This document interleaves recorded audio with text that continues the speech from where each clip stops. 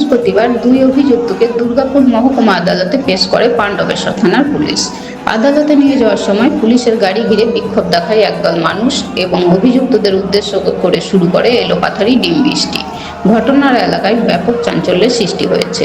Police সূত্রে জানা গিয়েছে, গোটা পরিস্থিতি নিয়ন্ত্রণে রাখতে অতিরিক্ত পুলিশ মোতায়েন করা হয় এবং নিরাপত্তার মধ্যেই দুই অভিযুক্তকে আদালতে পেশ করা হয়। অভিযুক্তকে আদালতে নিয়ে যাওয়ার সময় সাধারণ মানুষের বিক্ষোভের মুখে পড়তে হয় পুলিশকে। পুলিশের গাড়িতে করে অভিযুক্তদের আদালতে নিয়ে যাওয়ার সময় বিক্ষুব্ধ জনতার তীব্র ক্ষোভের মুখে পড়তে হয় পাণ্ডবেশ্বর থানার পুলিশকে। এদিকে অভিযুক্ত তৃণমূল নেতা ও অন্যদিকে বালি মাফিয়া দুইজনকে লক্ষ্য করে শুরু হয় ডিম ছোড়া। মুহূর্তের মধ্যেই পুলিশের গাড়ির দিকে একের পর এক ডিম ছুড়ে বিক্ষোভ দেখায় উপস্থিত জনতা।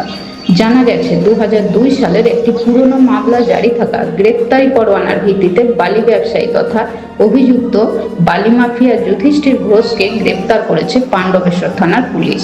অন্যদিকে 2026 সালের বিধানসভা নির্বাচনকে কেন্দ্র করে এলাকায় সন্ত্রাস সৃষ্টি, হুমকি এবং বোমাবাজির অভিযোগে নরেন ঘনিষ্ঠ তৃণমূল নেতা, পেশায় স্কুল শিক্ষক নিতাই অধিকারীকেও গ্রেপ্তার করা হয়েছে।